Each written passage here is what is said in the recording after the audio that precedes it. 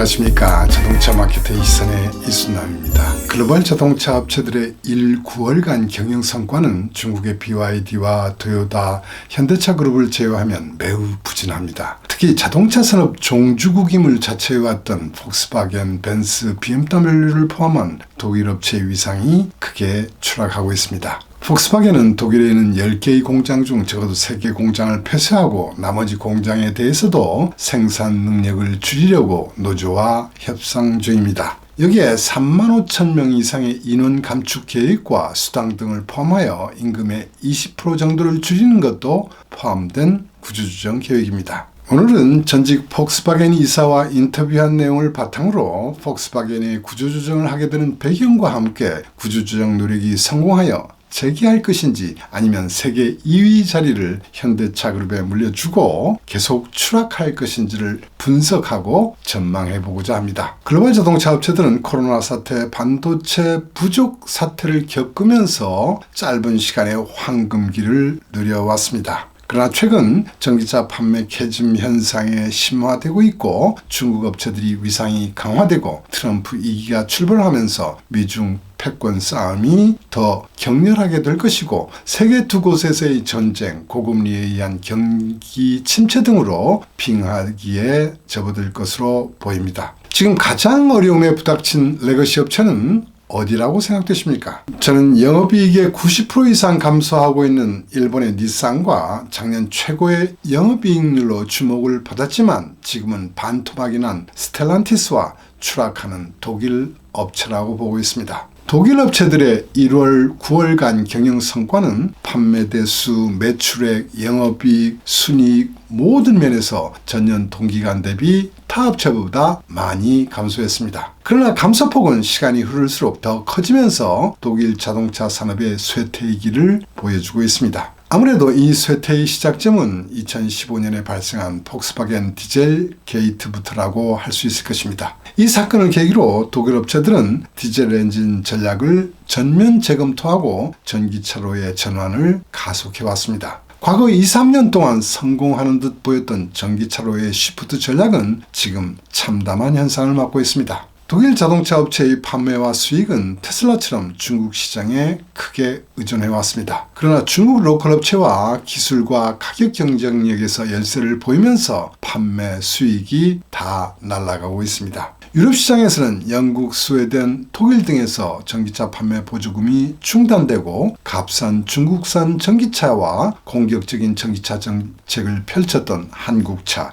그리고 전기차 개발에 뒤늦어왔던 토요타 등이 가세하면서 BMW를 제외한 독일 업체들의 전기차 판매는 크게 감소하고 있습니다. 이런 현상이 한복판에 있는 폭스바겐 그룹의 미래는 매우 어둡게 보입니다. 폭스바겐 그룹의 3분기 영업이익, 순이익은 각각 42%, 64%나 감소했습니다. 순이익은 21년 1분기 52% 감소한 이래 3년 반 만에 다시 크게 감소하면서 폭스바겐을 위기로 몰고 있습니다. 폭스바겐 그룹의 24년 영업이익률 목표는 6.5%였습니다. 상반기까지만 해도 목표에 도달할 수 있을 것 같았던 실적은 3분기 크게 악화되었습니다. 그룹 내 판매 대수가 가장 많은 폭스바겐 브랜드의 영업이익률은 2.1% 수준으로 가장 낮고 포르쉐와 함께 폭스바겐 그룹의 이익원이었던 아우디의 영업이익률은 벤츠와 BMW의 50% 수준으로 떨어졌습니다.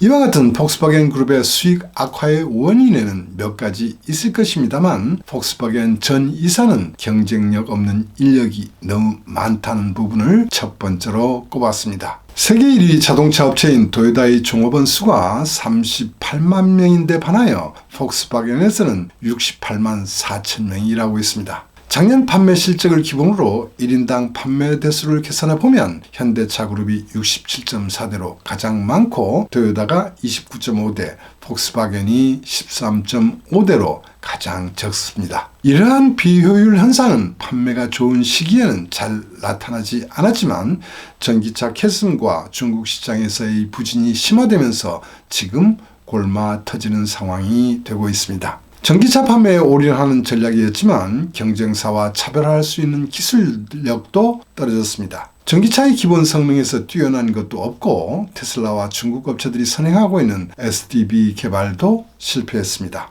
폭스바겐 전직 이사와 이야기 내내 적지 않은 충격을 받았습니다. 외국 엔지니어를 고용하지만 영어가 아니라 독일어로 소통해야 하는 기업 문화로 다양성이 크게 인정되지 못하는 현실이라고 합니다. 더 놀라운 것은 폭스바겐 연구소는 엔지니어들에게 한 명의 엔지니어당 외부 엔지니어링 서포트 업체에서 파견되는 한 명을 추가로 붙여준다고 합니다. 그렇지 않아도 독일 인건비가 비싼데 여기에 외부 엔지니어에게 추가로 인건비를 부담하는 구조 상상이나 되십니까? 그렇다면 폭스바겐 연구소의 엔지니어들은 이런 도움을 받으면서 테슬라나 중국 업체처럼 아주 혁신적인 기술을 개발하고 있을까요? 저희 기대와는 달리 외부 인력들이 실제로 폭스바겐 신차를 개발하고 있다는 말이 맞을 정도로 외부 인력들이 폭스바겐 엔지니어 일을 거의 다 대행해 주고 있다고 합니다. 그러다 보니 실제 폭스바겐 연구소의 엔지니어들은 일할 필요가 없어서 이들의 경쟁력이 엄청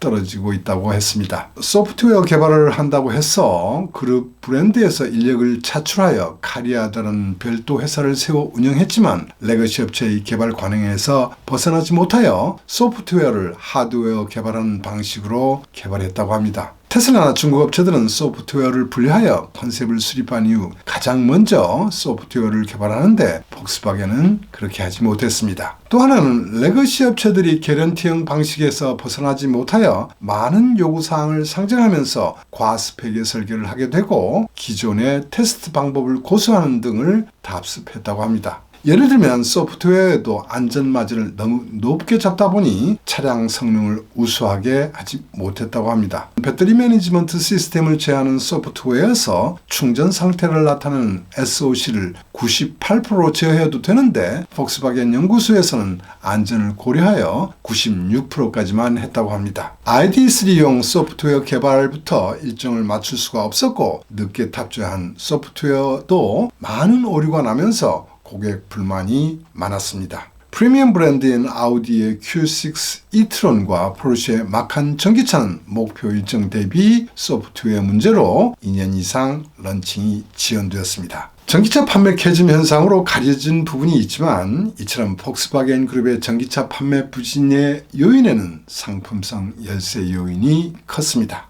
이 결과는 미국 시장과 중국 시장의 큰 부진으로 나타나고 있습니다. 중국 시장에서 아우디와 포르쉐 그리고 폭스바겐 브랜드는 엄청난 수익을 올려왔습니다. 그러나 코로나 이후 중국 시장의 수요 구조가 내연기관에서 NEV로 변하면서 이들 브랜드의 중국 시장 전체 판매는 3분기에도 15%나 크게 감소했습니다. 시간이 갈수록 감소폭이 커지고 있어 수익은 계속 악화되고 있습니다. 폭스바겐과 아우디 브랜드의 전체 판매 합계는 BYD 등 중국 로컬 업체의 저가격 전기차와 플러그인 하이브리드 차와의 경쟁에서 밀리면서 40년 동안 지켜왔던 1위 자리를 BYD에 넘겨주었습니다. 중국 내 폭스바겐 그룹의 판매는 올해 증가한 것으로 보이지만 가격 할인 등 푸시 판매의 효과와 함께 기저효과 요인이 큽니다. 폭스바겐 브랜드의 1일 9월간 전기차 판매 대수는 12만 9,419대로 BYD의 5.2% 수준으로 매우 미미한 실적입니다.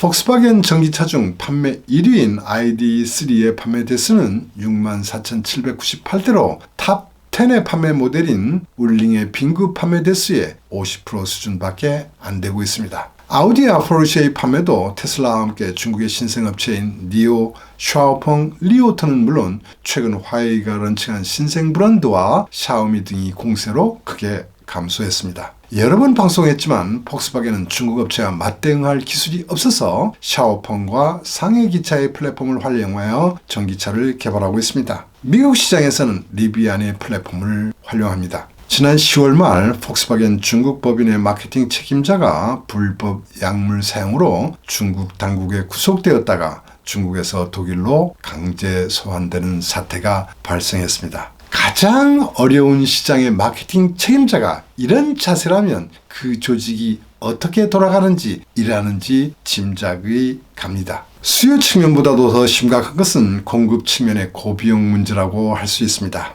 폭스바겐 승용차 브랜드를 총괄하는 토마스 셰퍼는 독일 공장에 대해 목표했던 제조 비용을 25%에서 50%까지 초과하고 있다라며 연간 40억 유로의 비용 절감이 불가피하다고 했습니다. 경쟁사에 비해 제조 비용이 2배나 높은 공장도 있다라고 합니다. 러시아 우크라이나 전쟁은 독일 자동차 업체의 제조 원가에도 영향을 미쳤습니다. 독일이 고임금 구조에 더하여 독일의 메가와트당 23년 평균 전력 요금은 190유로로 미국의 68.유로와 중국의 89.4유로의 2배가 되었습니다. 이 정도가 되다 보니 독일에서 가장 큰 금속 노조가 있는 노조를 향해서 폭스바겐은 그 힘든 구조조정의 칼을 빼든 것입니다. 그러나 이러한 구조조정이 성공하기까지는 매우 어렵게 보입니다. 왜냐하면 인원을 감축하는 방법도 개개인의 능력과 성과로 하는 것이 아니라 종업원의 결혼 유무나 자녀 수, 나이로 해서 결정하고 있기 때문입니다. 나이가 많을수록 외벌일수록 자녀가 많을수록 안 잘리기 때문에 소위 능력 없는 사람들이 남게 되어 오히려 이러한 구조조정이 된다 하더라도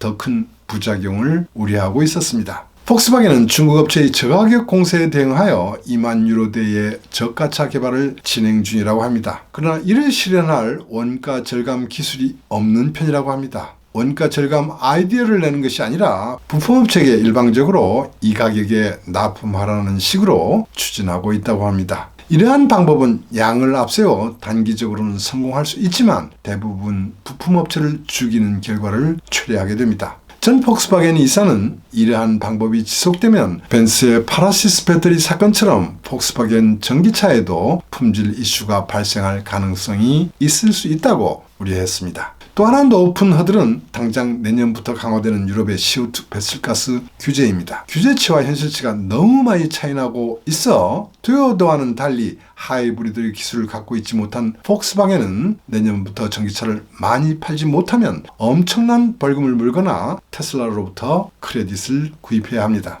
중국 시장에서는 27년 전체 판매의 45%를 NEV로 판매해야 합니다. 그러나 지금의 전기차의 라인업과 상품성 수준으로 이 규제 대응은 어렵고 대응하려면 내연기관차 판매를 줄여야 합니다. 이러면 수익은 더 줄어들 것이고 여기에 구조조정 비용이 추가되는 악순환으로 구조조정 성공하기도 전에 죽음의 연못에 빠질 수도 있습니다. 트럼프 이기에 대응하여 EU도 보호주의를 강화할 것으로 보이고 독일 정부도 나서지 않으면 안 되는 상황이 예상됩니다. 그렇지만 폭스바겐 그룹의 구조조정은 그렇게 쉬워 보이지 않습니다. 우리의 현대차 그룹도 강 건너 불구경하는 입장이 되어서는 안 될 것으로 보입니다. 오늘은 여기까지 하겠습니다. 시청해 주셔서 대단히 감사합니다.